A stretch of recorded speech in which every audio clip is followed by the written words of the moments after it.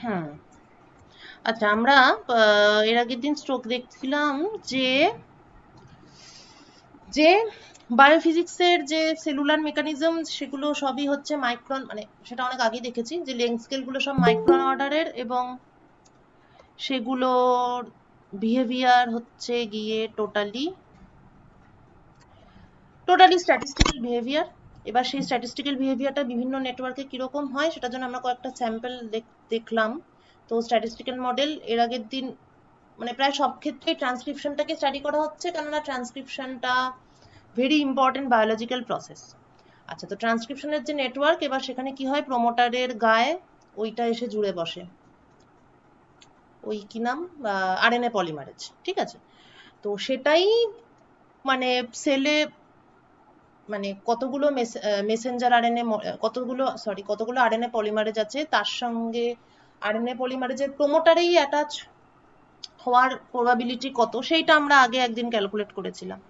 আচ্ছা, লাস্ট দিন আমরা একটা সিম্পল মডেল স্টাডি করলাম, যেটা কিনা ওয়ান স্টেট মডেল, অর্থাৎ মেসেঞ্জার আরএনএ এর, মানে আরএনএ পলিমারেজ এবং ডিএনএ এর একটাই স্টেট, সেটা হলো RNA polymerase attached to the promoter site.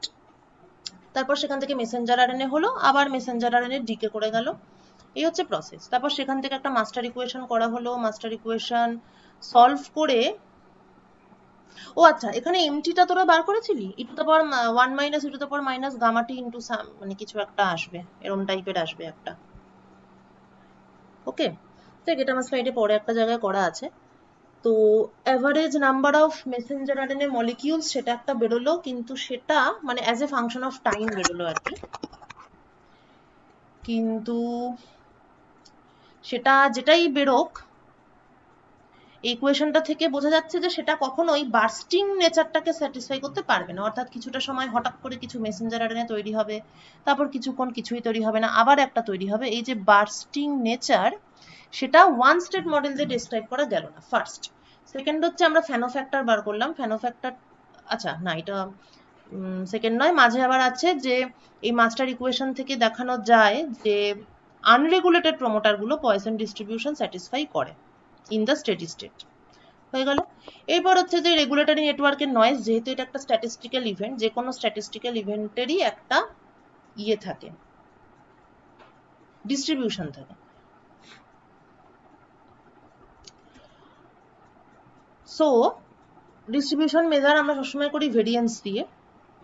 R regulatory নেটওয়ার্কের ক্ষেত্রে একটা অন্য ফ্যাক্টর ডিফাইন করা হয়, সেটা হলো variance divided by mean number, which is called Fano factor. এবং মাস্টার ইকুয়েশন থেকেই দেখানো যায় যে Fano factor for unregulated network is equal to 1, কিন্তু এক্সপেরিমেন্টালি দেখা যাবে যে ফ্যানো ফ্যাক্টর 1 এর থেকে বেশি, এবং মেসেঞ্জার আরএনএ বার্স্টিং নেচার। তাহলে দুটো কোশ্চেন মার্ক থেকে যাচ্ছে, এক হচ্ছে মেসেঞ্জার আরএনএ এর bursting nature, number of messenger RNA versus time, যেটার নেচারটা বার্স্টিং নেচার, এবং ফ্যানোফ্যাক্টর ইজ গ্রেটার দ্যান 1, এই দুটো দুটো জিনিস আছে যেটা আনরেগুলেটেড নেটওয়ার্ক থেকে অ্যান্সার পাওয়া গেল না। তাহলে আমাদের এবার রেগুলেটেড নেটওয়ার্ক, রেগুলেটেড প্রোমোটারে যেতে হবে। রেগুলেটেড প্রোমোটারে কত রকম মডেল হয়, এবার রেগুলেটেড প্রোমোটার তো রেগুলেশন অনেক রকমের হয়, যেমন কি রিপ্রেশন হতে পারে, পুরো ফাঁকা হতে পারে একটা স্টেট, অ্যাক্টিভেটেড হতে পারে, তো অনেকগুলো হতে পারে। তার মধ্যে আমরা তাহলে রেগুলেটেড প্রোমোটারের মধ্যে সব থেকে সিম্পল মডেল নেব, সেটা হলো টু স্টেট প্রোমোটার। এর মধ্যে একটা স্টেট হচ্ছে আরএনএ পলিমারেজ এর সঙ্গে যুক্ত আছে, আর একটা স্টেট কি সিম্পল রিপ্রেসার যুক্ত আছে, তার ফলে RNA polymerase is not attached to the DNA, ঠিক আছে। তারপরে তার ওয়েটেজ, এগুলো হলো, এগুলো সমস্ত হলো ডিকে কনস্ট্যান্ট। এবার এখানে যেহেতু পি অ্যাক্টিভ পি ইনঅ্যাক্টিভ দুটো আছে, তাই দুটো ইকুয়েশন একটু জটিল, সেটাকে সিম্পলিফাই করার জন্য আমরা ম্যাট্রিক্স ফর্মে লিখলাম। পি হচ্ছে একটা কলাম ভেক্টর, আর কে আর টাউ এরা হচ্ছে সব 2x2 ম্যাট্রিক্স। কে আর এবং টাউ এরা কি ডিফাইন করছে, কে ম্যাট্রিক্স যেটা, সেটা ডিফাইন করছে দা, ও লেখাই আছে, switching between inactive and active state. তারপর আর ম্যাট্রিক্সটা ডিফাইন করছে প্রোডাকশন অফ মেসেঞ্জার আরএনএ, আর টাউ ম্যাট্রিক্স ডিফাইন করছে ডিকে অফ মেসেঞ্জার আরএনএ। সেখান থেকে এটা প্রুভ করতে বলেছিলাম যে এই তিনটে রিলেশন এই ইকুয়েশন থেকে, ঠিক আছে, মানে সলিউশনের প্রসেসটা একই রকম হবে, খালি ম্যাট্রিক্স হবে, এটাই।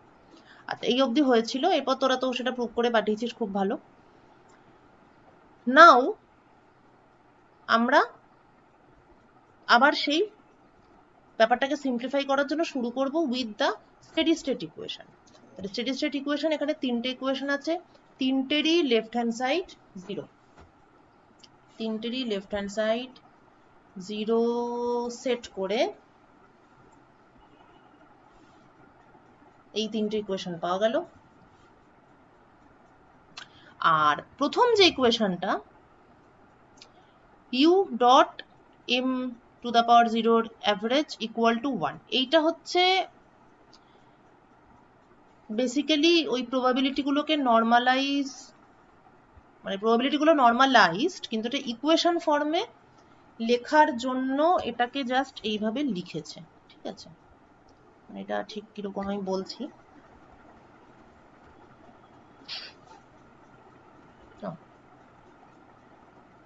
এই যে m to the power zero, এই জিনিস m to the power 0 is a matrix, just a minute,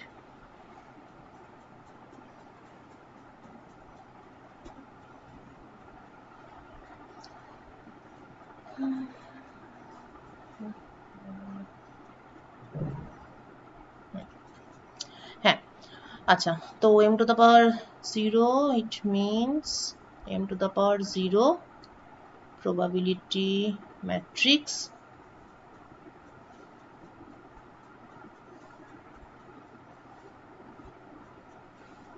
sum over, উপরে কি থাকে, ইনঅ্যাক্টিভ না অ্যাক্টিভ, এটা আমি ভুলে যাই বারবার, উপরে অ্যাক্টিভ, ওকে।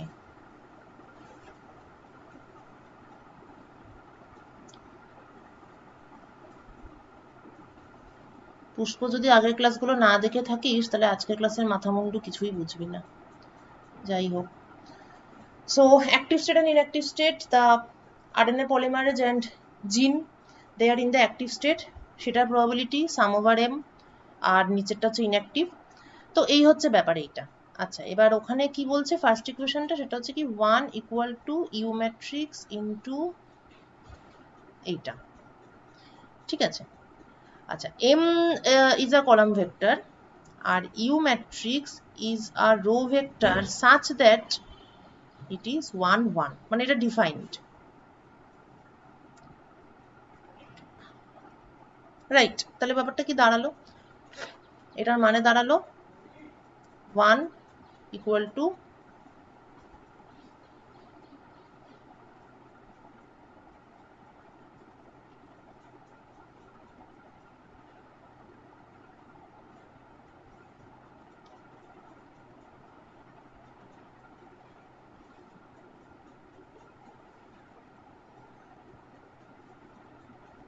এই,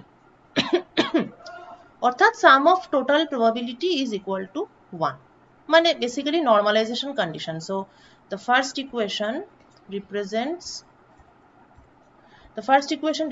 দ্য নর্মালাইজেশন কন্ডিশন, আর বাকি তিনটে হচ্ছে steady state equation. Okay, that's it. আচ্ছা, এবার এই ইকুয়েশনগুলোকে একটা একটা ধরে ধরে সলভ করে বিভিন্ন রেলিভেন্ট কোয়ান্টিটি বেরোবে, যেমন ফার্স্ট ইকুয়েশন আর সেকেন্ড ইকুয়েশন, অর্থাৎ এটা এবং এটা। আচ্ছা, একটা কাজ কর, তোরা তো এরকম একটা অ্যাসাইনমেন্ট তো চটপট করেই ফেলেছিস, এবার এগুলো একই রকম, তো তোরাও কর আর আমিও করি, ঠিক আছে। ইকুয়েশন নাম্বার 1 and 2 এটা সলভ করে এই জিনিসটা আসবে, ঠিক আছে। একটু কর তো, খাতায় ট্রাই কর।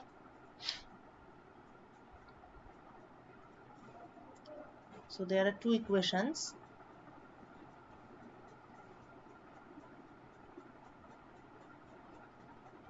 এইটা একটা, আর একটা হচ্ছে এইটা। তার মধ্যে প্রথমটা তো আমরা ইকুয়েশন ফর্মে লিখেই ফেলেছি, তাহলে এটা একটা আর কি বেসিক্যালি প্রথমটার বদলে আমি এটা ইউজ করব, আর সেকেন্ডটা আমাকে একটু ভেঙে লিখতে হবে। ইকুয়েশন নাম্বার 2 এটা ঠিক লিখেছি, কে এম, রাইট। আচ্ছা, এবার কে এটা কি, minus K plus, so our K is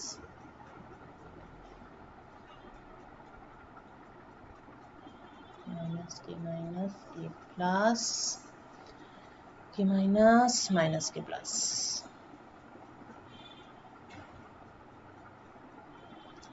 ঠিক আছে, দিস ইজ কে, আর এম হচ্ছে এটা। তাহলে যদি বসিয়ে দিই, ইকুয়াল টু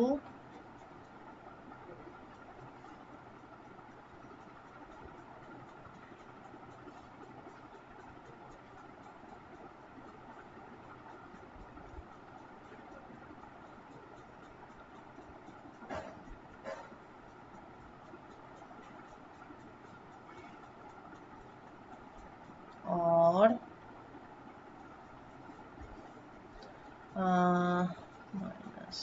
माइनस ये plus P I K minus sum over P A plus sum over P I. Therefore আচ্ছা, উপরেরটা নিচেরটা থেকে অ্যাকচুয়ালি একই জিনিস পাওয়া যাচ্ছে। So this is equivalent to this relation, sum over PA by sum over PI is k minus k plus, তাই তো?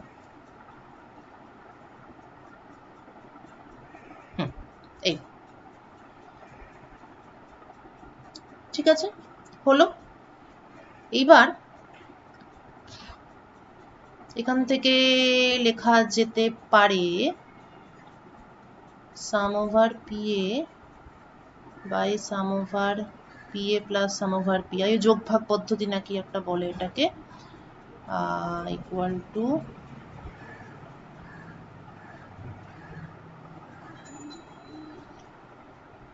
এইটা। ওকে, এইবার ফ্রম দ্য ইকুয়েশন 1 আমরা কি জানি, sum over PA plus sum over PI is equal to 1, hence তাহলে এটা হচ্ছে 1, দেয়ারফর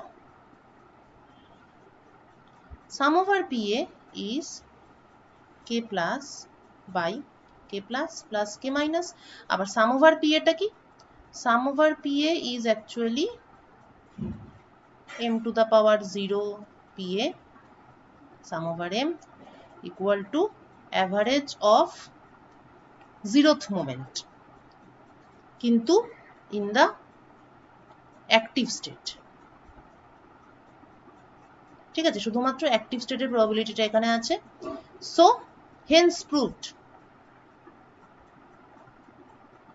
এই প্রুফটা আরেকবার তাও মেনশন করে দিই, তাহলে ma0 is k plus by কোথায় গেল, হ্যাঁ, তাহলে ma0 হচ্ছে k plus by k minus plus k plus, এটা প্রুভড এবং এটা একইভাবে প্রুভড হবে। এবং তারপর ক্যাপিটাল কে মানে যেটা equilibrium constant, that is equal to k plus by k minus, তো সেটা এখানে বসিয়ে দিলে এই দুটো প্রুভ হয়ে যাবে। হ্যাঁ, তো আরেকবার যেটা বলার সেটা হলো যে এই যে প্রুফটা আমরা করলাম, এটা কিন্তু এই যে দুটো মাস্টার ইকুয়েশন, এখান থেকেও ডাইরেক্টলি করা যেতে পারে, কিন্তু সেটা একটু বাড়িতে একবার করে দেখে নিবি যে ম্যাট্রিক্স দিয়ে করলে তাড়াতাড়ি হচ্ছে নাকি অরিজিনাল ইকুয়েশন থেকে করলে তাড়াতাড়ি হচ্ছে। ঠিক আছে, সেটা আমার অবশ্য করে দেখা হয়নি, আমি ম্যাট্রিক্সটাই করেছি।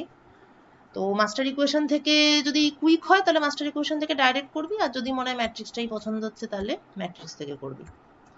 আচ্ছা, নেক্সট হচ্ছে তাহলে ইকুয়েশন নাম্বার 1 and 2 হলো। এবার নেক্সট হচ্ছে equation number 3।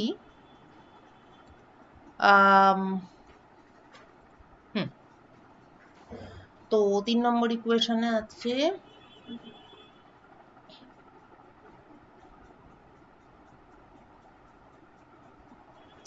Minus K minus tau inverse. এটা আমরা ইনভার্স দিয়ে করবো না যদিও, কারণ আমরা ম্যাট্রিক্সের ইনভার্স আমি মোটেই করতে চাই না। আর m0 ইকুয়াল টু m1, এই ঠিক আছে। এটা কোন ইকুয়েশনের কথা হচ্ছে? ইকুয়েশন নাম্বার 3 এটার কথা হচ্ছে। ওকে, আচ্ছা আচ্ছা, ইনভার্স রাখবো না। সো এটাকে মাইনাস আর M naught equal to K minus tau m1 और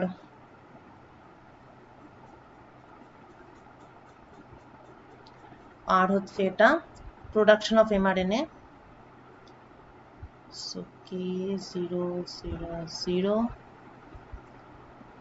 P active P inactive equal to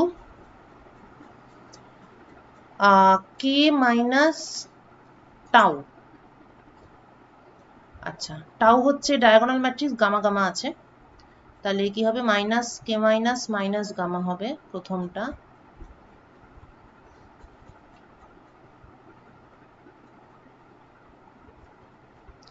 তারপরেরটা হবে কে প্লাস, তারপরেরটা হবে কে মাইনাস,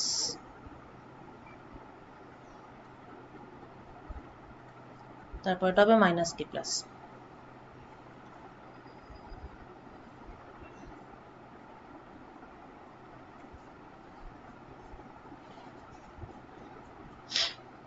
ওকে, আচ্ছা এবার m1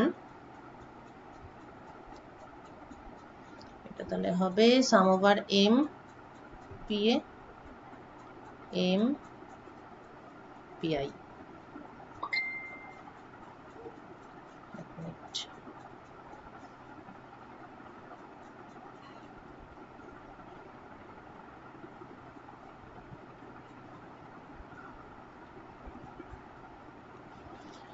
Okay, so now if we solve this,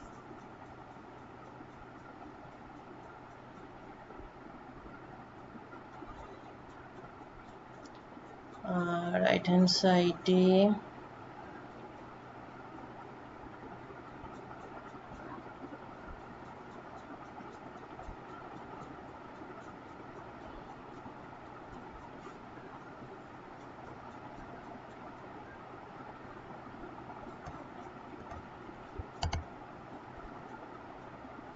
plus k minus mpa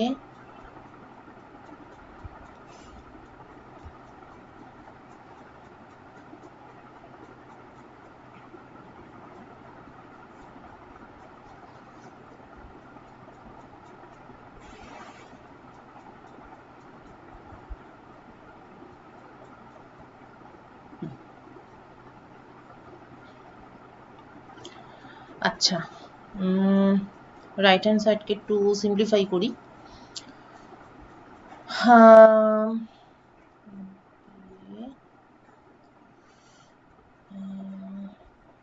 plus আছে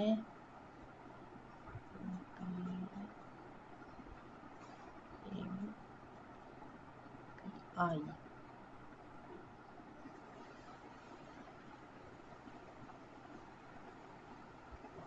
ঠিকঠাক লিখেছি? এটা আমি করব k minus mpa i ও আচ্ছা, ওকে, তাহলে মাইনাস কে মাইনাস এমপিএ আর প্লাস কে মাইনাস এমপিএ, তার মানে এই টার্মটা থাকছে না। আর এদিকে plus K plus MPI minus K plus MPI, তার মানে এই টার্মটাও থাকছে না। তাহলে যেটা থাকছে সেটা হলো minus gamma summation MPA plus summation MPI, তাই তো? Summation MPI, okay. So minus gamma summation M, মানে total probability PA plus PI, और আচ্ছা এটাকে ঠিক আছে, এটা থাক, k summation PA is equal to minus gamma m P total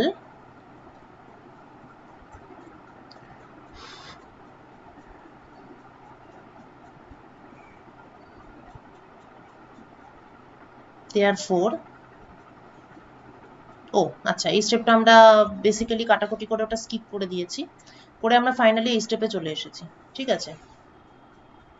তাহলে এখান থেকে আমরা পাচ্ছি the left hand side is k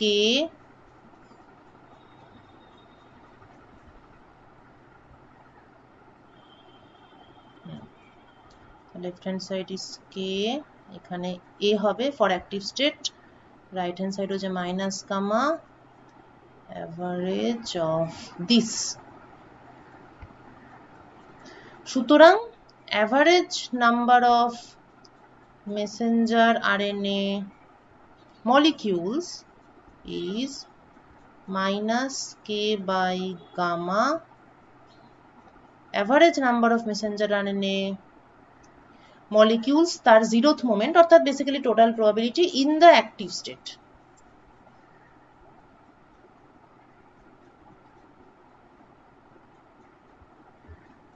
ওকে, এটা পেলাম আমরা থার্ড ইকুয়েশন সলভ করে।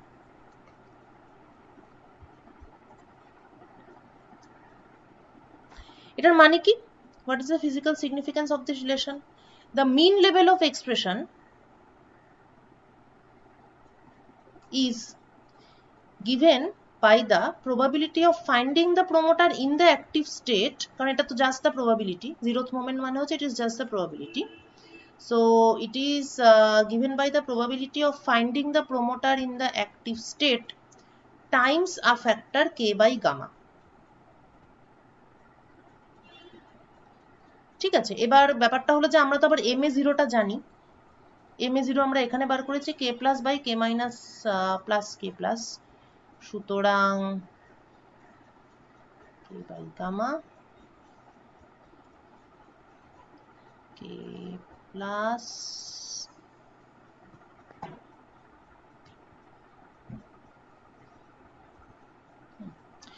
By k plus k minus. এবার যদি আমাদের এই ভ্যালুগুলো সব জানা থাকে, মানে অ্যাক্টিভ আর ইনঅ্যাক্টিভ স্টেটের মধ্যে সুইচিং এর যে রেট, বা সেটা অনেক সময় বের করা যায় না অনেক এক্সপেরিমেন্টে, কিন্তু ক্যাপিটাল কে দিয়ে ব্যাপারটা বের করা যায়, তাহলে এটাকে তো ক্যাপিটাল কে এরও একটা রিলেশন আছে, সেটা হচ্ছে কে বাই 1 প্লাস কে। তাহলে ইকুইলিব্রিয়াম কনস্ট্যান্ট যদি কোনো এক্সপেরিমেন্ট কোনো একটা মানে সুইচিং এর যদি ইকুইলিব্রিয়াম কনস্ট্যান্ট আমরা বের করে নিতে পারি, আর কে আর গামার টিপিক্যাল ভ্যালু, যেগুলো ওই নাম্বার এস্টিমেটের সময় কিছু কিছু টিপিক্যাল ভ্যালু বলছিলাম, let me go back to that slide, যেখানে কোথায় ছিল রিপ্রেসার, এই যে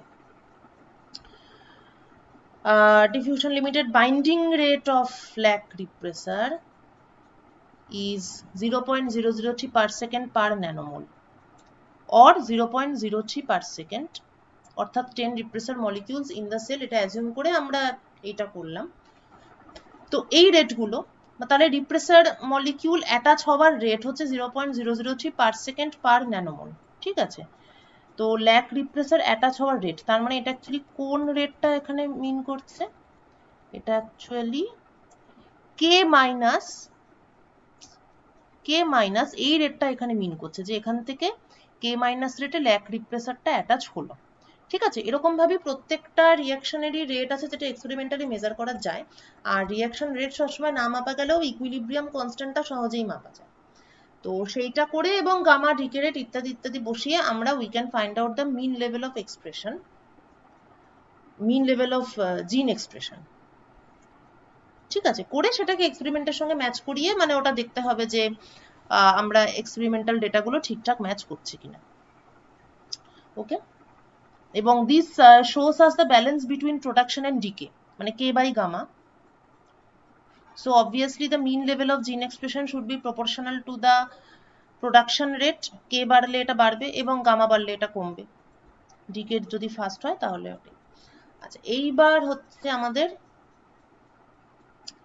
ফ্যানো ফ্যাক্টর বার করতে হবে এবং দেখাতে হবে যে এটা ইট ইজ গ্রেটার দেন 1। তার মানে আমাদের দরকার এবার সেকেন্ড মোমেন্ট। তা সেকেন্ড মোমেন্ট কোথায় আছে? তিনটে ইকুয়েশন, প্রথম তিনটেই আমরা হ্যান্ডেল করে নিয়েছি। The last equation contains the second moment which is required for the Fano factor calculation.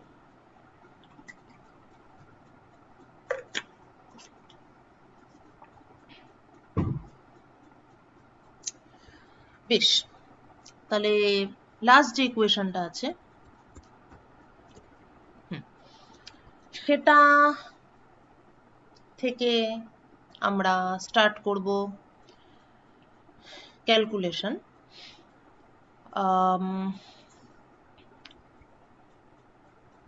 আচ্ছা, তাহলে এটাকে এবার করি। নেক্সট, এখানে আবার আমরা ইনভার্সটা রাখবো না, তাহলে মাইনাস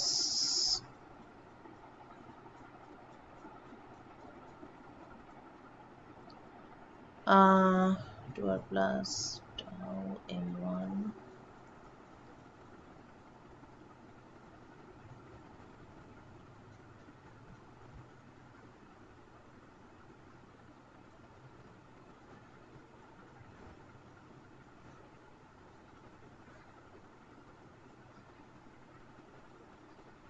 ঠিক লিখলাম? হ্যাঁ, ইকুয়াল টু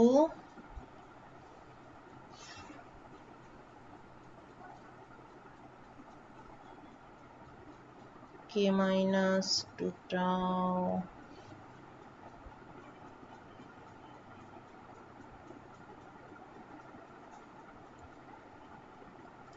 m square.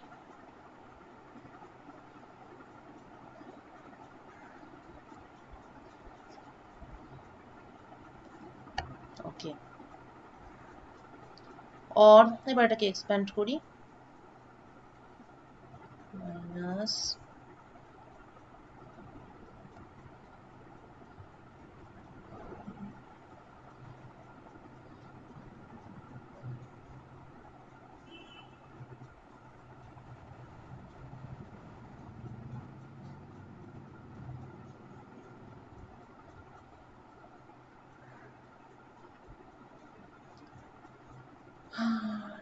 হচ্ছে কি গামা গামা ছিল, গামা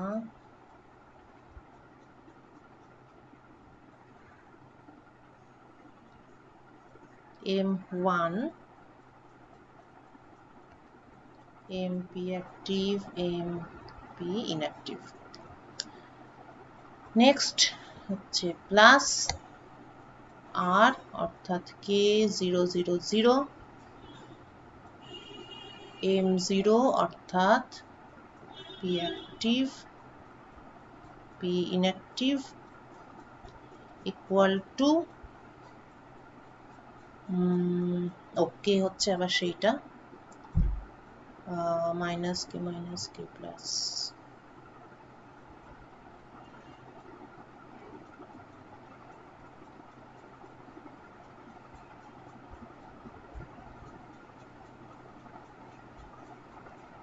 লিখলাম না, ঠিকই লিখেছি, এটা মাইনাস 2 টাউ অর্থাৎ এই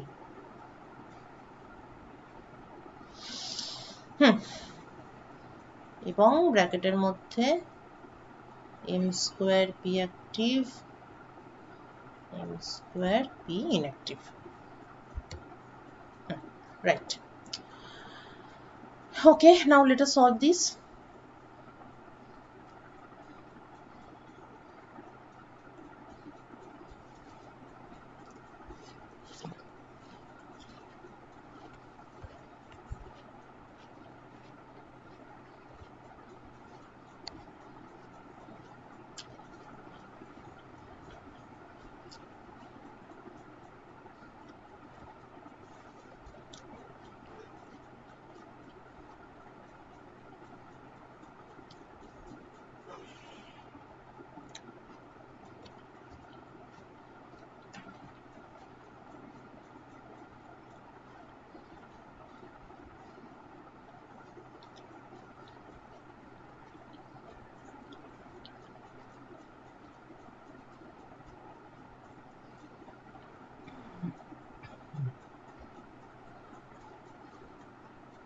On the right hand side,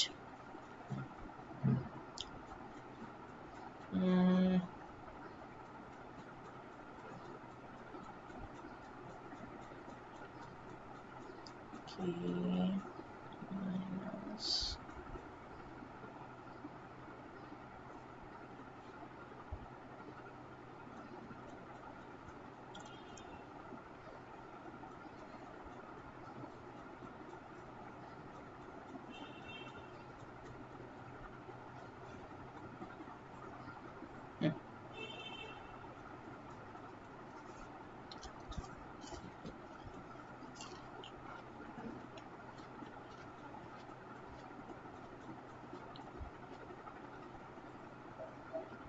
ওকে, এটা ঠিকই আছে।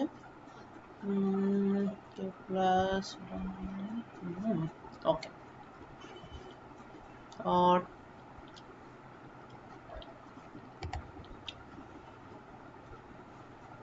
minus 2k plus gamma sum over mpa, আর নিচে হবে gamma sum over mpi plus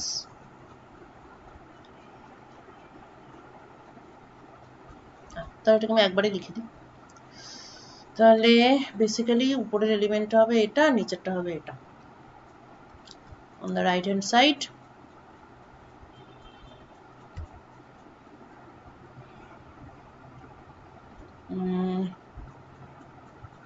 minus k minus plus 2 gamma m square pa plus k plus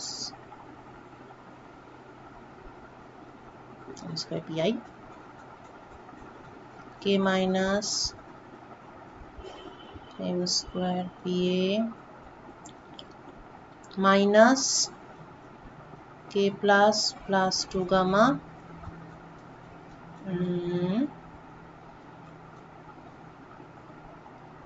m square pi।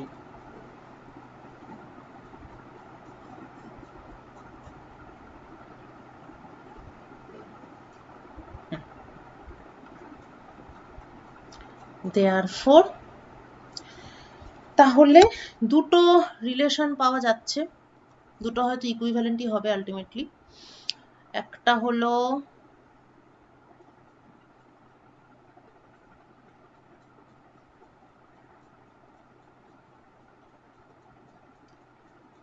minus k sum over pa equal to minus, না equivalent হবে না, plus এটা একটা 1 নম্বর, আর 2 নম্বর হচ্ছে gamma pi equal to k minus m square pa minus k k plus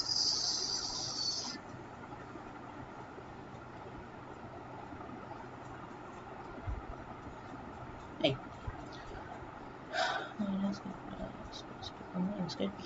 বেশ, তাহলে 1 নম্বর ইকুয়েশনটা কে ওই মোমেন্টের ফর্মে লিখলে আসবে minus 2k plus gamma m1 in the active state minus k m0 in the active state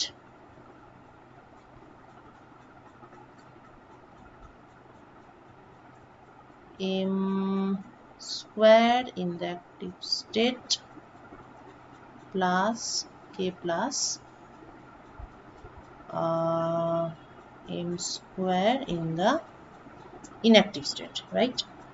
আর এটার থেকে আসবে gamma m in the inactive state equal to k minus m square active minus k plus 2 gamma m square inactive. আচ্ছা, এই দুটোকে combine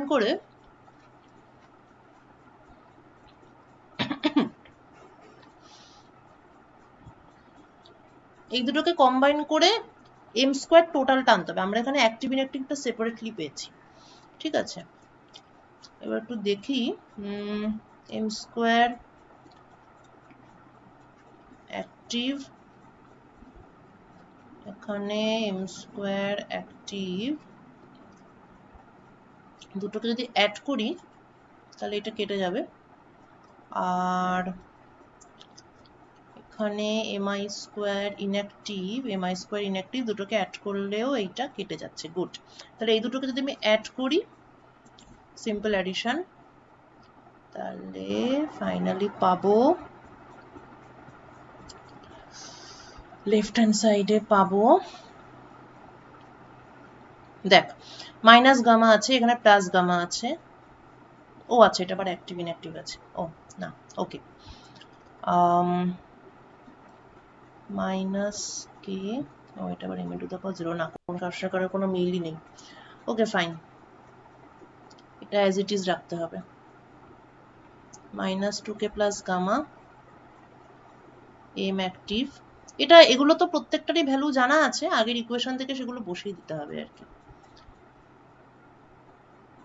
m active 0 plus gamma m inactive হলো left hand side. আচ্ছা, right hand সাইডে m active square minus K minus, আর এটা হচ্ছে plus কে minus, আর এটা থাকবে না, তাহলে যেটা থাকবে সেটা হচ্ছে 2 গামা ও মাইনাস 2 গামা m অ্যাক্টিভ স্কোয়ারের অ্যাভারেজ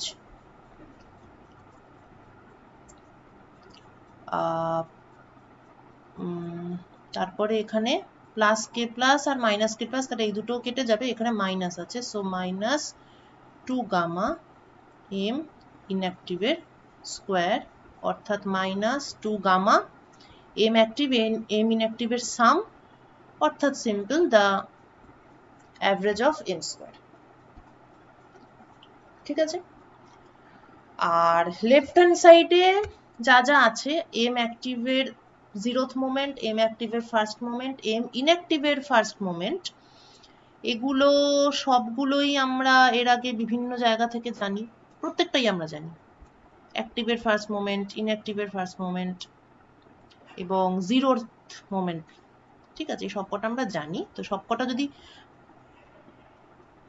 বসিয়ে, আচ্ছা এখানে এখানে ভ্যালুটা বসায়নি, ঠিক আছে, একটু তাহলে অ্যান্সারটা দেখে নিই, তাহলে এটা আসছে অ্যাক্টিভের ফার্স্ট মোমেন্ট, ইনঅ্যাক্টিভের ফার্স্ট মোমেন্ট আর 0th moment, active first moment, inactive first moment, active 0th moment, আর এটা total moment. Okay,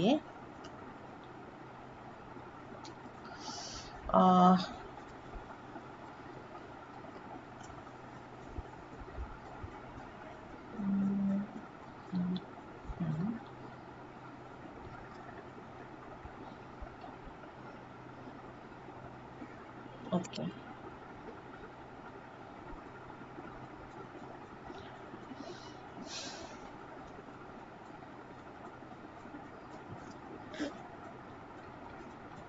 one by minus 2 gamma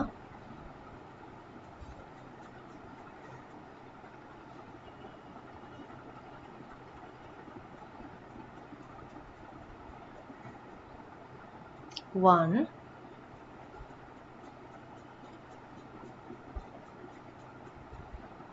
zero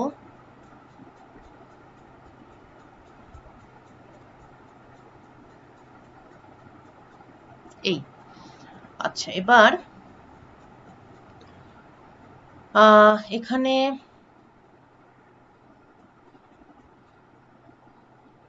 কি মুশকিল, তো সাইনটা তো আলাদা।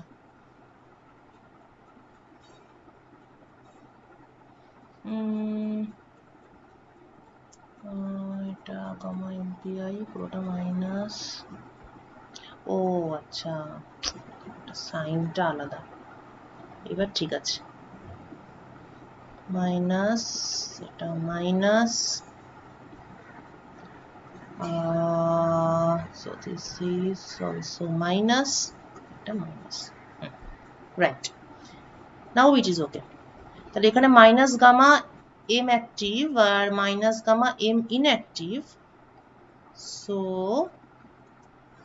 এখানে শুধু 2k টা থাকবে, মাইনাস কে,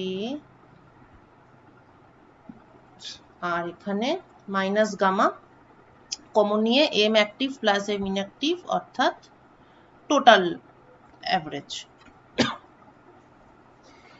ঠিক আছে, তাহলে এইটা হচ্ছে this is the relation of the second moment with the first moment in the active state, 0th moment in the active state and first moment in the total state.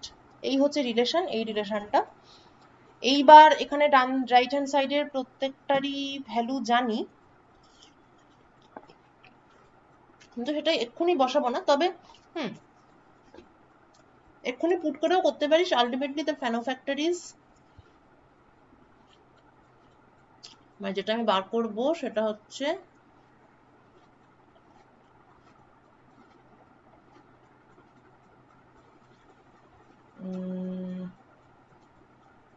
এই জিনিসটা বার করব, তো যেভাবে খুশি বার করা যায়। ঠিক আছে, MA0 MA1 আর M1 এই সবকটাকেই এম স্কোয়ারের মধ্যে বসিয়ে, মানে প্রিভিয়াস রেজাল্ট যেগুলো আছে সেগুলোকে বসিয়ে তারপর ডাইরেক্টলি মাইনাস করে এটা মাইনাস এটা ডিভাইডেড বাই এম সমস্তই বেরিয়ে গেছে। ওকে, তো সবগুলোকে বসিয়ে দিলে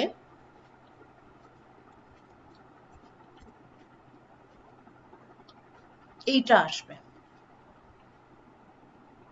অর্থাৎ এই জিনিসটা, ও এটা আবার ওরা বসিয়ে রেখেছে, এক মিনিট,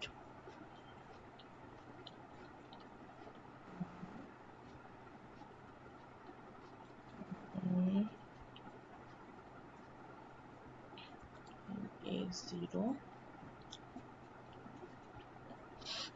হোয়াট এভার, এই রাইট হ্যান্ড সাইডে এইটা ওরা বেসিক্যালি আননেসেসারিলি বসিয়ে রেখেছে। ঠিক আছে, এই জিনিসটা এটা যদি প্রুভ দ্যাট বলে তাহলে তো এটা তোকেও বসিয়ে রাখতে হবে। আর যদি আলটিমেট ফ্যানো ফ্যাক্টরের ভ্যালু বার করতে চাস তাহলে তুই এখানে এম এর জায়গায় তুই এম এর এক্সপেকটেশন ভ্যালু যেটা আছে সেটা বসিয়ে দিতে পারিস। এম এর এক্সপেকটেশন ভ্যালু হচ্ছে দিস ওয়ান। ঠিক আছে, প্রুভ করতে বলে ওটাই রাখতে হবে। যদি বলে just find out the Fano factor তাহলে তুই এম রাখতে পারিস, এম এর জায়গায় অরিজিনালটা বসিয়েও দিতে পারিস। তো এখান থেকেই পরিষ্কার দেখা যাবে যে Fano factor is greater than 1। সুতরাং আমি যদি log 10 sigma square versus log 10 m এটা প্লট করি, তাহলে এটার মানে যে স্লোপটা that will be greater than 1। যেটা এক্সপেরিমেন্টাল কার্ভে এই যে red curve, this is the original experimental curve. এবার ওরা কি করেছে, এগুলো টিপিক্যাল ভ্যালুগুলো বসিয়েছে।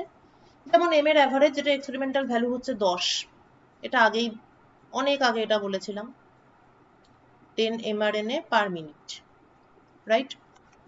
এবার যেহেতু এটা পার মিনিট, তাই বাকি সব রেটগুলো সব পার মিনিট রেটেই বসিয়েছে।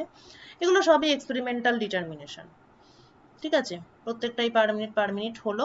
হয়ে টোয়ে ফ্যানো ফ্যাক্টর 4.6, এবং এটা তো ফ্যানো ফ্যাক্টরটা ঠিক প্লট করিনি, log 10 sigma square versus log 10 mRNA। তো average of mRNA equal to যদি 10 হয়, তাহলে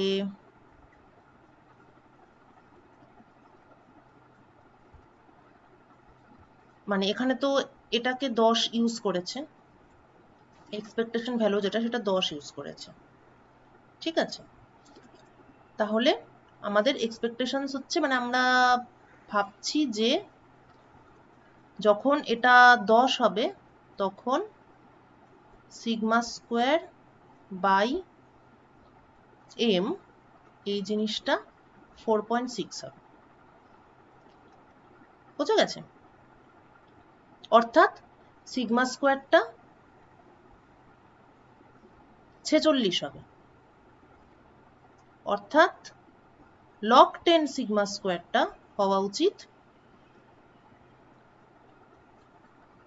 10 টু দ্য পাওয়ার কত হলে 46 হয়, ওটা অ্যান্টিলগ করে বার করতে হবে। এটা একটু করে দেখে নিস, তবে আন্দাজ দেখ, 10 মানে 10 স্কোয়ার হলে তো 100 হয়ে যাবে, কিন্তু এটা 100 এর প্রায় হাফ আছে, তার মানে 2 এর অনেকটাই কম হবে এটা, এই ভ্যালুটা, দিস ভ্যালু। অ্যান্টিলগ করে এটা বার করে নিস, কিন্তু আমি বলছি তাহলেও অ্যাটলিস্ট এটা 1 থেকে 2 এর মাঝামাঝি কোনো একটা ভ্যালু এখানে পাবি। আর log 10 m হচ্ছে 1, তাহলে log 10 m যখন 1, তখন log 10 sigma square will be some value between 1 and 2। সেই জিনিসটা আমরা এখানে দেখতে পাচ্ছি যে log 10 m যখন 1, তখন log 10 sigma square is some value between 1 and 2। তার মানে এই রেজাল্টটা আমার এক্সপেরিমেন্টাল ডেটাকে স্যাটিসফাই করছে, হোয়ারাজ এই কার্ভটা ছিল আনরেগুলেটেড প্রোমোটারের জন্য যখন ফ্যানো ফ্যাক্টর 1 ছিল, অর্থাৎ log 10 m যখন 1, তখন log 10 sigma square is also close to 1। কিন্তু this is not the experimental curve, কেননা in reality the promoter is always regulated। কিন্তু এটাও একটা ভালো জিনিস যে টু স্টেট মডেল থেকেই আমি এক্সপেরিমেন্টকে খাপে খাপ মিলিয়ে দিতে পেরেছি। এটাই মানে this is the power of simple model, মানে অরিজিনাল প্রসেসটা যতই জটিল হোক না কেন, সিম্পল মডেল দিয়েই প্রচুর এক্সপেরিমেন্টাল ডেটা ম্যাচ করিয়ে দেওয়া যায়। এবং মানে এটা নেচারেরও একটা মানে অদ্ভুত ব্যাপার যে নেচারে অনেক কমপ্লিকেটেড মেকানিজম থাকে, কিন্তু মানে সিম্পল মডেলের সঙ্গে কমপ্লিকেটেড মডেলের মানে কি বলবো, মানে ডিফারেন্সটা খুব একটা বেশি নয়। কারণ বেশিরভাগ থিওরির ক্ষেত্রেই দেখবি যে মডেলগুলো আমরা স্টাডি করি, যেমন মনে কর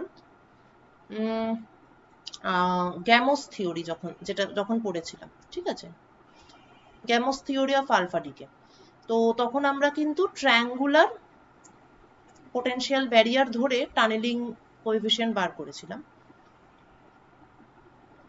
এখন অরিজিনাল ব্যারিয়ারটা তো ট্রায়াঙ্গুলার ছিল না অবশ্যই, তাহলে এটাও একটা অ্যাজাম্পশন ছিল, কিন্তু ট্রায়াঙ্গুলার পোটেনশিয়াল ব্যারিয়ার থেকে যে ডিপেন্ডেন্সটা পেয়েছিলাম এবং ওখানে অ্যাকচুয়াল ভ্যালু পুট করে যে মানে ইয়েটা পাওয়া যাবে আর কি, মানে তোর লাইফ টাইম বা ডিকে রেট যখন পাওয়া যাবে, তখন কিন্তু দেখা যাবে রিয়েল ডিকে রেটের থেকে ওটা অল্পই আলাদা, মানে বিশাল কিছু পার্থক্য নয়।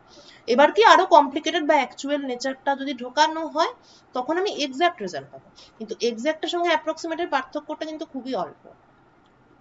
মানে নেচার কমপ্লেক্স হতেই পারে, কিন্তু সিম্পল মডেল দিয়ে নেচারকে প্রায় সঠিকভাবে এক্সপ্লেন করা যায়, which is true for biological systems as well. আচ্ছা, এই ক্যালকুলেশনটা তো আশা করি অসুবিধা কোথাও হয়নি।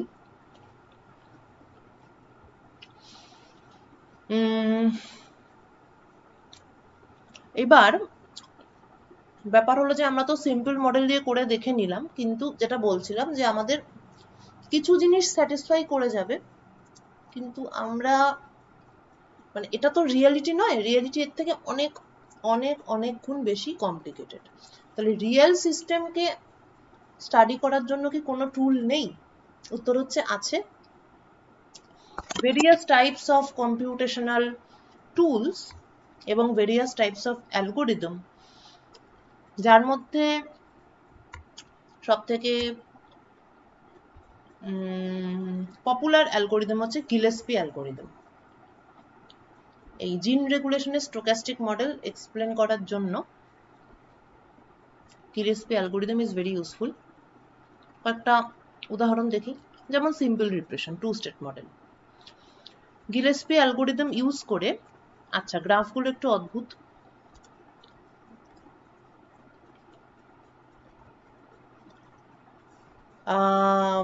এখানে গ্রাফগুলো হচ্ছে মানে গিলেস্পি অ্যালগোরিদম থেকে আমরা যে ধরনের প্লটগুলো করতে পারি সেটা হলো Fano factor versus fold change in mean. আচ্ছা, what is fold change? Fold change একটা খুব popular parameter in biophysics. Fold change টা কি? It is a measure describing how much a quantity changes between an original and a subsequent measurement. Actually biological sample নিয়ে যে কোনো study করা যখন হয় তখন কি করা হয়, একটা সেল কালচার তৈরি করা হয়। এটা তোরা হয়তো কিছুটা পরিচিত, এইচএস এর প্র্যাকটিক্যালে কিছুটা করে থাকতে পারিস। কোনো একটা কিছু, কোনো লোহিত রক্তকণিকা ব্লাড স্যাম্পল স্টাডি করতে চাইছি, ভাইরাস স্টাডি করতে চাই, ব্যাকটেরিয়া স্টাডি করতে চাই, তো একটা পোর্শন নিয়ে সেটাকে লিকুইডের মধ্যে ডিসপার্সড অবস্থায় রেখে তারপরে আরো কিছু জিনিসপত্র আছে সেসব করে একটা কালচার তৈরি করা, এবং ঘন্টার পর ঘন্টা ধরে 10 মিনিট বা 15 মিনিট অন্তর অন্তর কিছু একটা কোয়ান্টিটি মেজার করা। কারণ বায়োলজিক্যাল সিস্টেমগুলোর যে টাইমের সঙ্গে যে ইভলভ করে সেই টাইম স্কেলটা বিশাল বড় ভ্যারাইটি হতে পারে। তো ফোল্ড চেঞ্জটা হলো এই যে বিভিন্ন সময়ে কিছু সময় অন্তর অন্তর যে আমরা মেপেই চলেছি, তো বিভিন্ন মেজারমেন্টের মধ্যে যে পরিবর্তনগুলো হচ্ছে that is called fold change.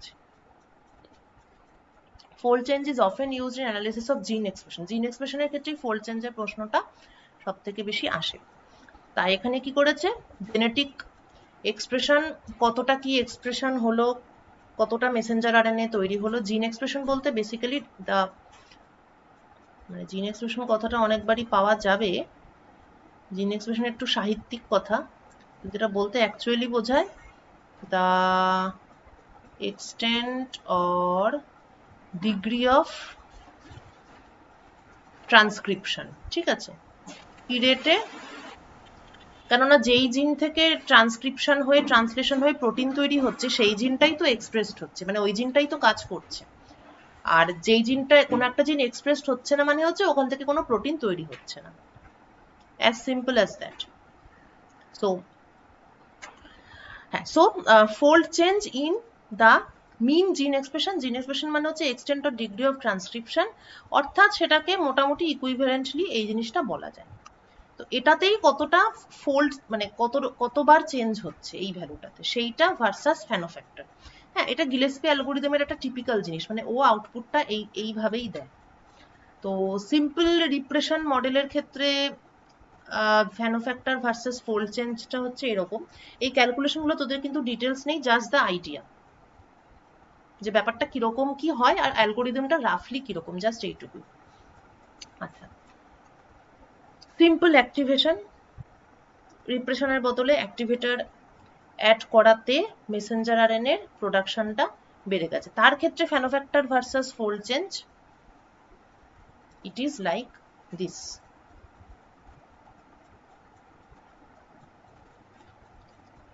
ওকে, আচ্ছা এবার এটা একটু জটিল circuit. This is repression model by DNA looping, অর্থাৎ ডিএনএটা মাঝে মাঝেই লুপ ফর্ম করার টেন্ডেন্সি আছে, এবং যখন ও লুপ ফর্ম করছে তখন দুটো করে জোড়ায় জোড়ায় রিপ্রেসার একসঙ্গে সহজেই ডিএনএ এর সঙ্গে অ্যাটাচড হয়ে যাচ্ছে, ফলে খুব স্ট্রংলি ট্রান্সক্রিপশনকে বাধা দিচ্ছে। তারপর লুপটা আনলুপ হতে পারে, লুপ আনলুপ হওয়ার পসিবিলিটি আছে, এই যে এখান থেকে আনলুপ হয়ে এটা হচ্ছে, আবার লুপিং হয়ে এটা হবে, প্রত্যেকটার আলাদা আলাদা রেট আছে। ওকে, তো এরকম যদি সিচুয়েশন হয় তখন ফ্যানো ফ্যাক্টর ভার্সাস এটার ক্ষেত্রে আবার এক্স অ্যাক্সিসের প্লট, মানে এক্স অ্যাক্সিসের যে ভেরিয়েবল সেটা অন্যরকম, ইন্টার অপারেটর ডিস্টেন্স বা বেস পেয়ার, বেস পেয়ারের সঙ্গে ফ্যানো ফ্যাক্টর প্লট করেছে। ব্যাপারটা হলো যে কোন ভাইরাস বা ব্যাকটেরিয়া বা কোন মানে লিভিং অর্গানিজম কি ধরনের রেগুলেটরি মেকানিজমে কাজ করছে সেটা গিলেস্পি অ্যালগোরিদমের সঙ্গে এক্সপেরিমেন্ট, মানে গিলেস্পি অ্যালগোরিদমের প্রেডিকশনের সাথে এক্সপেরিমেন্টাল ডেটাকে কম্পেয়ার করে অ্যাকচুয়াল মডেলটা সম্পর্কে একটা আইডিয়া করা যায়, মানে অ্যাকচুয়াল ঘটনাটা ওখানে কি ঘটছে, মানে ওখানে কি অ্যাক্টিভেটর আছে, নাকি ওখানে শুধু রিপ্রেসার আছে, নাকি ওখানে ডিএনএ লুপিং হচ্ছে, এটা কম্পিউটেশনাল মডেলিং এবং এক্সপেরিমেন্টাল স্টাডিকে ট্যালি করিয়ে বাস্তবে কি হচ্ছে সেইটা বোঝা যায়। এখন গিলেস্পি অ্যালগোরিদমের স্পেশালিটিটা কি? গিলেস্পি অ্যালগোরিদমের স্পেশালিটি হলো ও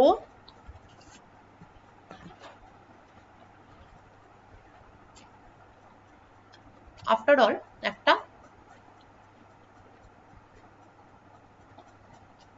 টাইম ডিপেন্ডেন্ট কোয়ান্টিটি স্টাডি করে,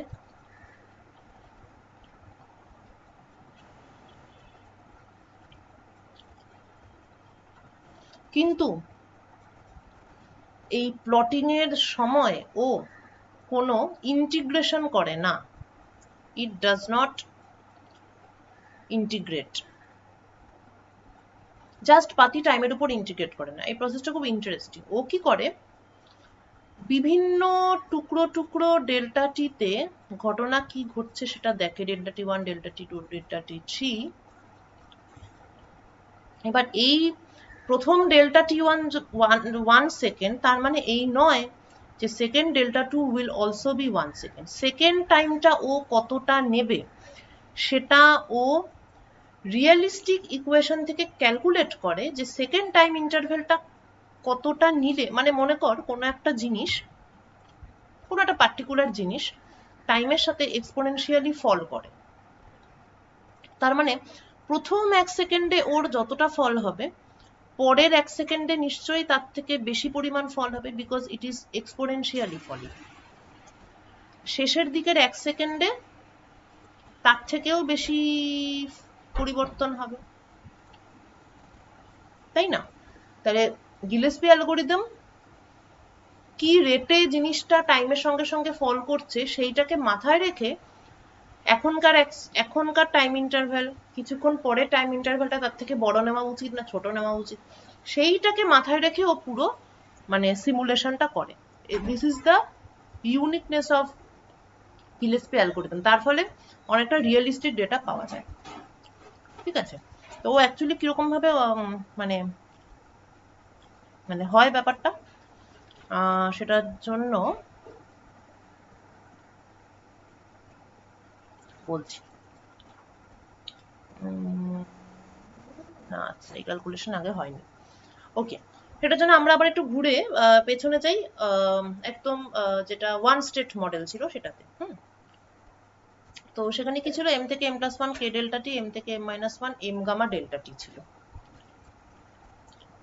এবার একটু টাইম ডিপেন্ডেন্সটা স্টাডি করব আমরা, আগের বার তো সেটা করিনি। তো ধরা যাক পি আই ডেল্টা টি হচ্ছে প্রবাবিলিটি অফ ith reaction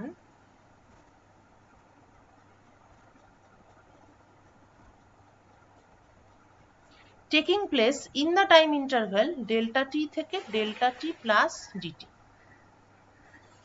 সেইটা হলো পি আই ডেল্টা টি।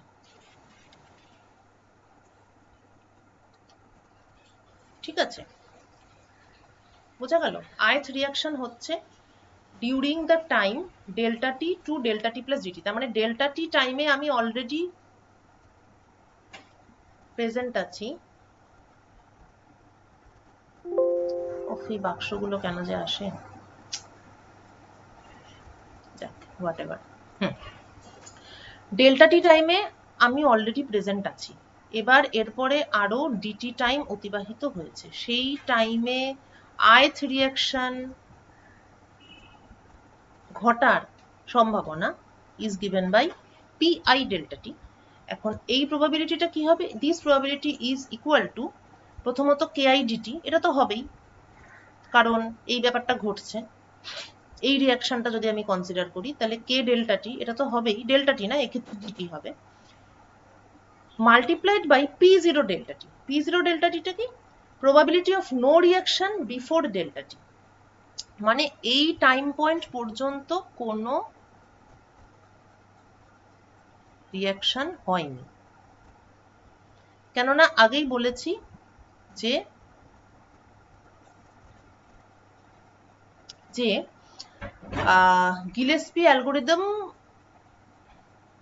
প্রত্যেকটা টাইম সেগমেন্টকে ইন্ডিপেন্ডেন্টলি দেখে, ঠিক আছে, এবং ডেল্টা টি সময় পরবর্তী টাইম ইন্টারভ্যালে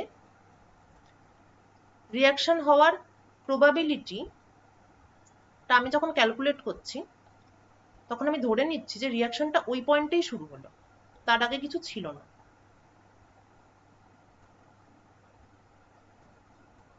ঠিক আছে, ওখান থেকেই শুরু হয় তারপরে চলছে। তাহলে কি হবে? এটা P zero delta T into K I DT হবে, কন্ডিশনাল প্রবাবিলিটিতে যেমন হয় সেটাই। তাহলে এটা হচ্ছে এই হলো।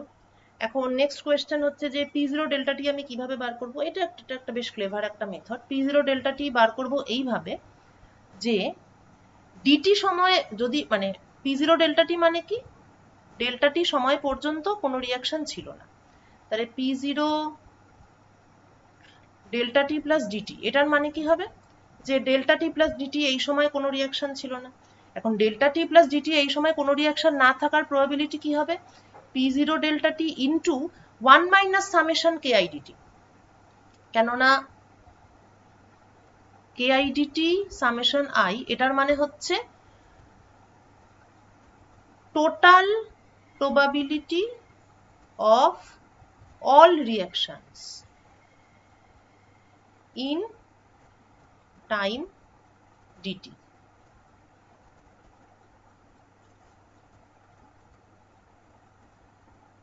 right? তাহলে 1 মাইনাস কে আই ডিটি হবে কি?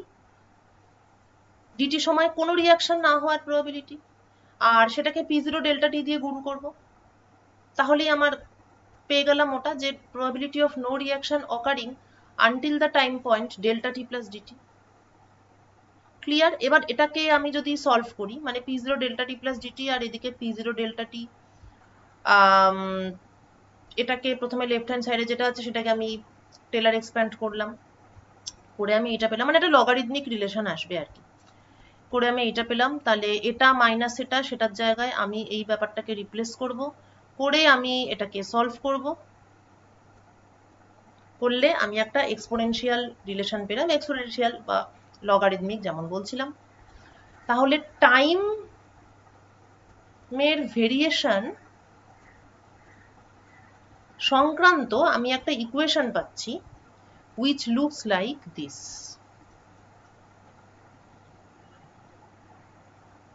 এবার যদি আমি সব রিয়াকশনকে ধরতে চাই, অল পসিবল রিয়াকশন মানে হচ্ছে সমস্ত আই ধরতে চাই, তা ধরে ফেলি। So let us some it over all I. তাহলে কে আই এর উপর সাম হবে, করে টোটালটা কে নট। এবার যদি এটাকে প্লট করা হয় তাহলে ব্যাপারটা এরকম, মানে এক্সপোনেনশিয়াল, তো এক্সপোনেনশিয়ালি ফলিং।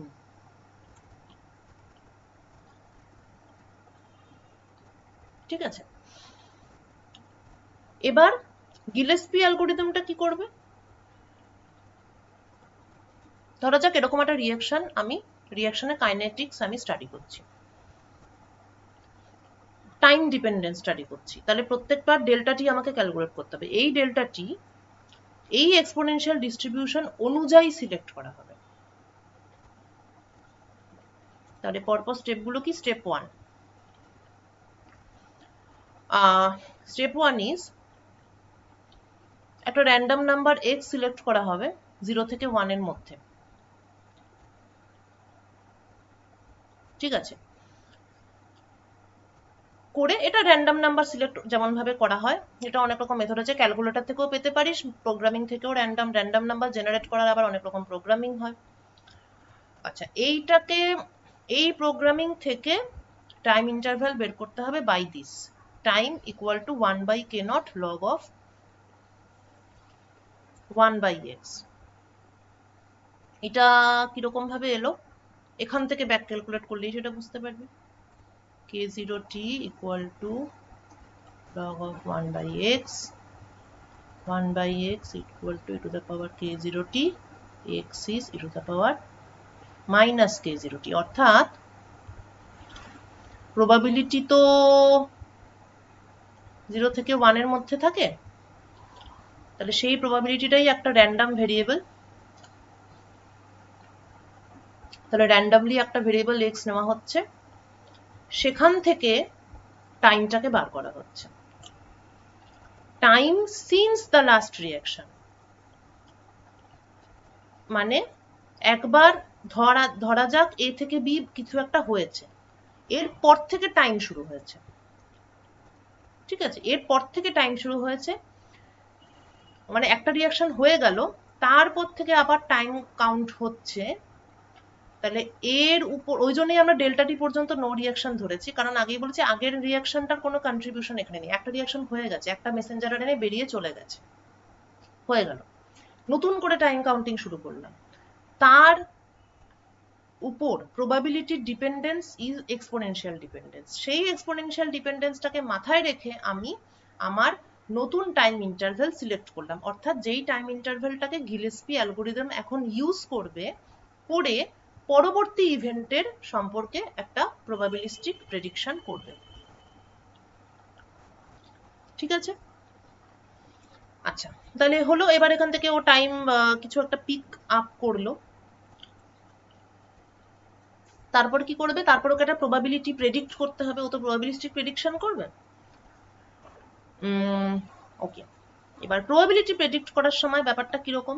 ধরা যাক এখানে দুটোই রিয়াকশন আছে, এই যে কে আই, তো আমরা যে উদাহরণটা নিয়েছি সেখানে তো আই এর ভ্যালু 1 আর 2, মানে একটা আছে k1 যেটা কিনা ফরওয়ার্ড a থেকে b, আর একটা হচ্ছে k2 যেটা কিনা ব্যাকওয়ার্ড b থেকে a।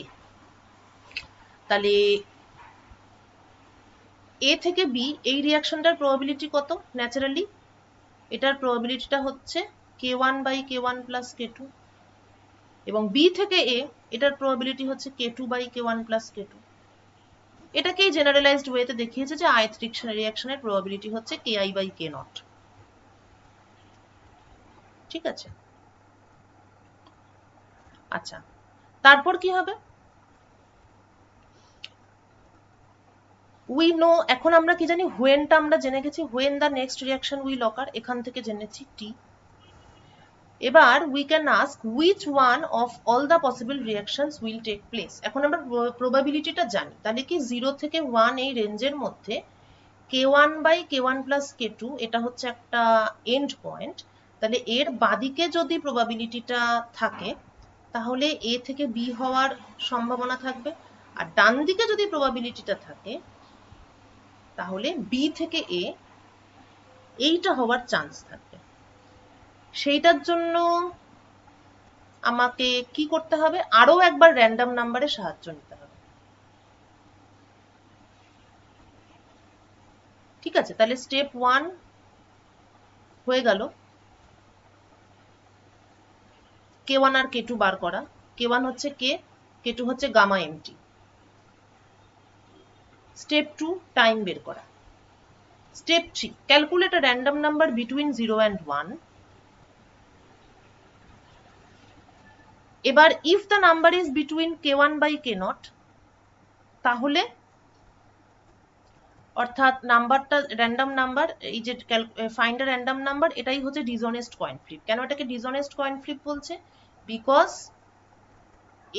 Because k1 is not equal two k2 actually, তার জন্য বলছে। মানে একটা মানে বায়াসড কয়েন ফ্লিপ করলে যেমন হেড আর টেল পাওয়ার চান্স যেমন 50-50 থাকে না, সেরকমই এ থেকে বি হওয়ার চান্স আর বি থেকে এ হওয়ার চান্সটাও সমান সমান নয়। So it is like a dishonest coin flip. ঠিক আছে, তাহলে আমি একটা র্যান্ডম নাম্বার সিলেক্ট করলাম 0 থেকে 1 এর মধ্যে, সেটা যদি k1 by k1 plus k2 থেকে কম হয়, তাহলে এই রিয়াকশনটা ঘটবে।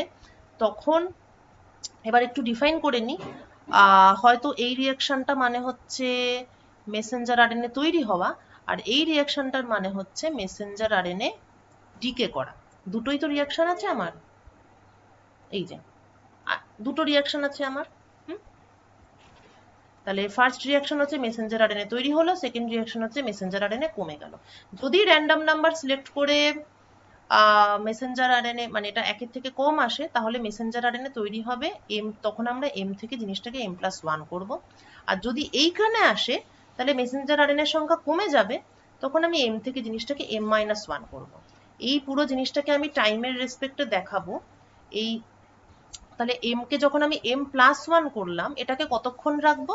এই যে ডেল্টাটি যতক্ষণ পেয়েছি ততক্ষণের জন্য, এতটা সময়ের জন্য। তারপরে আবার আমরা পুরো অ্যালগোরিদমটাকে আবার রিপিট করব, আবার কোনো একটা ডেল্টা টি পাবো, আবার এখানে র্যান্ডম নাম্বার সিলেক্ট করব, এরপরের বার হয়তো এখানে এলো র্যান্ডম নাম্বারটা, তখন আমরা আবার এইটা করব।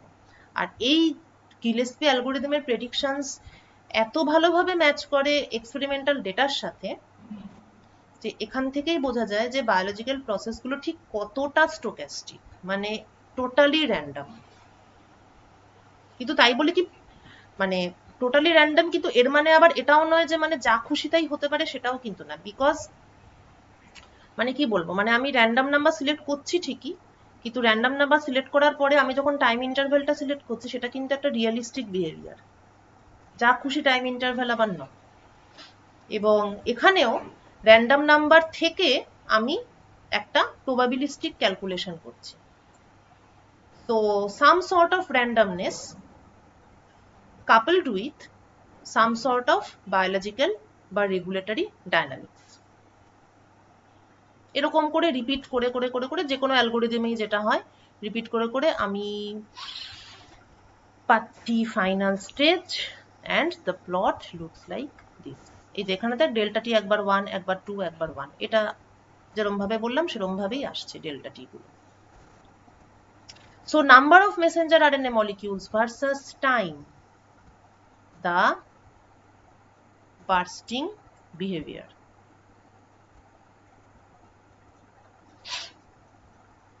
This is the theory, but this is how we can explain the bursting behavior of messenger RNA production, M versus T.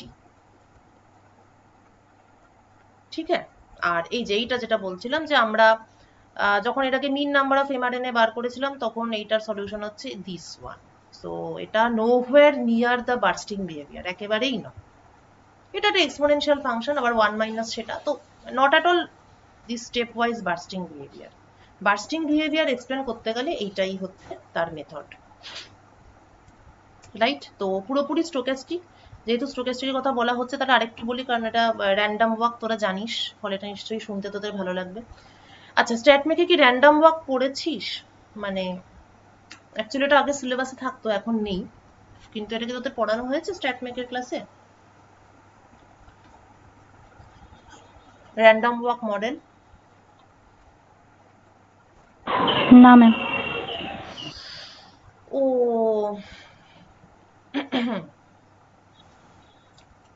আচ্ছা, পড়ানো হয়নি, তাহলে এটা আজকে বলা যাবে না। এটা যদি জানা থাকতো তাহলে এটা তো খুবই সহজ বলে তোদের মনে হতো। ঠিক আছে, তাহলে র্যান্ডম ওয়াকটা আমি পরের দিনই পড়াবো। ঠিক আছে, আজকে তাহলে এতটাই থাক। গিলেস্পি হলো।